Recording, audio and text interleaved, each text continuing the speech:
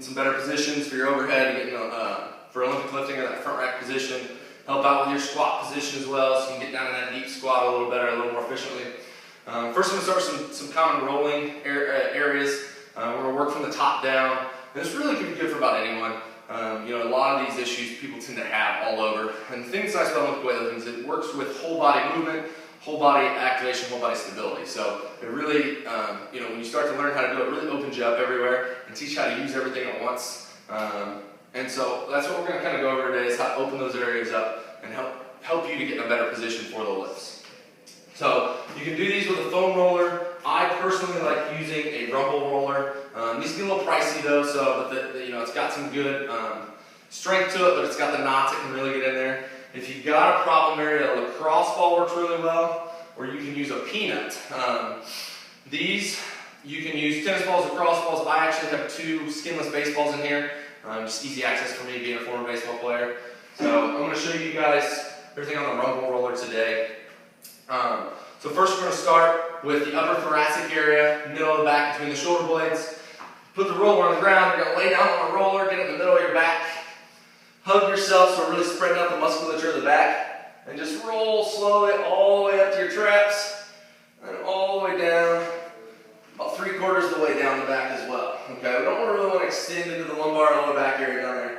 Okay, roll them down 2 or 3 times. And then when you feel an area that's a little tighter, a little stiffer, just spend some time doing some baby rolls over there. Okay, small little rolls, just trying to tack down that area. Rotate back and forth. Okay, that'll really get in there. You can also do, really think about if you're trying to extend over the roller, trying to keep your ribs pulled down, abs tight. Just doing some crunches up over the roller, taking your shoulders up to the ceiling. Again, you're just really trying to create tension into those areas against the roller. Okay, once you've spent about 2 minutes in each area, right in that area, we're going to move over to the lat. Okay, the lat especially is going to help you get in that front rack position better, get those elbows up nice and high. And so the lat actually originates down on the back of the hip, and it comes in and inserts on the inside of the humerus here. And so we want to really try and roll all the way up and down. All right, get on your side, roll all the way up into that armpit, all the way down, almost into that hip area. Okay. Now, if you find an area that's a little tighter, you find a knot in an area. Again, spend some time doing some baby rolls there. What I also like to do is I'll rotate around at the arm here, the humerus. So we're really trying to open up that lat just a little bit more. Okay. Again, spend about 2 minutes on each side, going both sides here. And this is something to initially, you may have to spend a little more time or you know, spend a lot of time hitting a lot of areas, but once you start to really open up, you can kind of pinpoint or pick 1 or 2 areas a day and just focus on those. Maintenance is much easier than really just opening yourself up initially. Sorry. Another tight common area, especially if you do a lot of horizontal pressing, is going to be the pecs. And so what I like to do with the pecs, and you can actually put the roller up against a wall and do it that way as well. I like to put it on the ground, as that's going to help me relax into the roller a little better. You get that roller right up on the pec, and again, just rolling back and forth over the whole pec area. You find an area that's a little tight, spend some more time, just tacking down that area. Also really focus on getting out into that bicep tendon. Okay. Think about thumbs down or palm up. That'll help open you up and really dig into that bicep tendon a little more efficiently. Okay. Next, we're going to move on to the hip area. We want to really focus on glute med TFL insertion area here, getting into those hip flexors. All right. And so same thing as with all the other areas. We want to just spend some time doing some baby rolls. Figure out where you feel some extra stiffness or tightness. Really get into those knots. Okay. Spend a lot of time sitting. That tissue turns into really tight, tense, locked up tissue, kind of like jerky, beef jerky. We don't want that.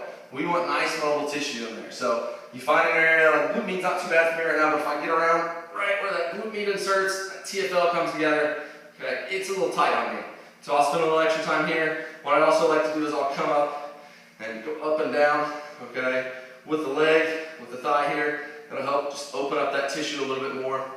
And then we'll flip around, get on the inside, get on that hip flexor a little bit, same thing, just some baby rolls. And then I'll actually go into some flexion here. That just, when I come into flexion, I'm really trying to squeeze my left glute, and that's going to push my hip into that roller just a little bit more. And I can do some baby rolls in there. Okay, again, just really trying to open up that tissue. Next, we're going to move down to the calf, the Achilles and ankle area. I like to start up behind the knee. If you start rolling behind the knee, and you've got your quad flexed here, and you feel a lump or a knot behind the knee, really spend some time trying to get rid of that. Anytime you start to feel a knot back here, that tends to create a lot of anterior or front side knee pain. So we want to really focus on getting rid of that. That'll help clear up a lot of knee pain if you have it from squatting regularly or sitting a lot. I tend to get more that way. And then same thing as I'm rolling through the calf, I'll kind of figure out points where it's more, or where I have a little more tension. And when I find that point, I'll cross my other leg over.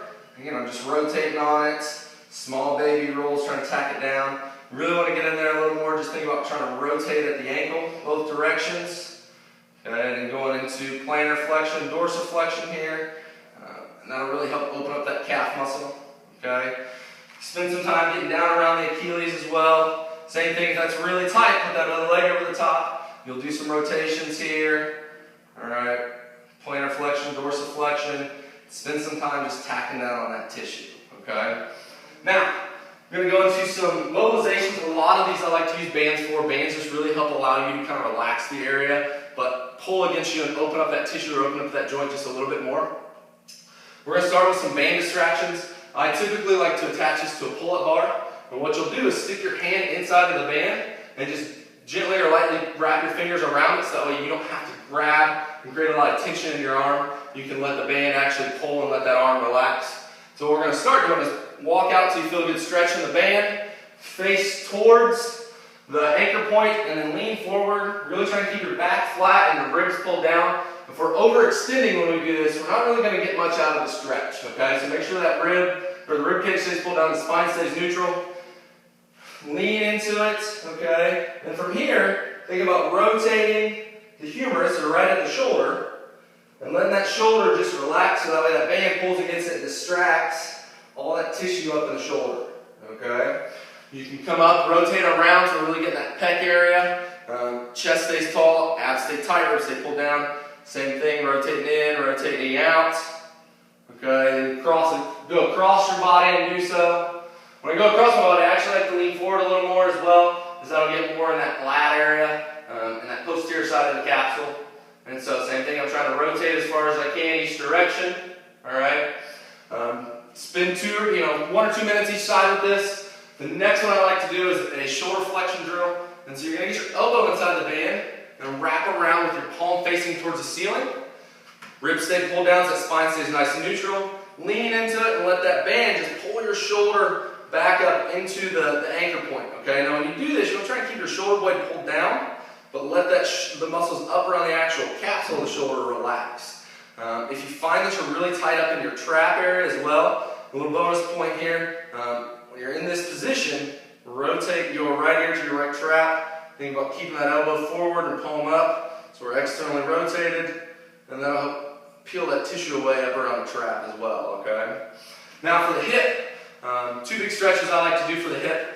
One's just going to be a lateral lunge, where we're working on keeping that inside leg, or that back leg nice and straight. You're trying to sit back onto your opposite heel here. You can use something to help you balance as well if needed, okay? Use your hands on the ground, so we're really hitting those abductors in there, alright?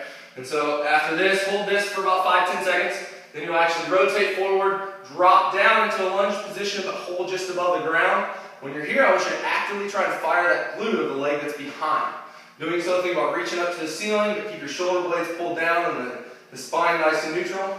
Okay? Hold for about 5 to 10 seconds, and you're going to go to the other side.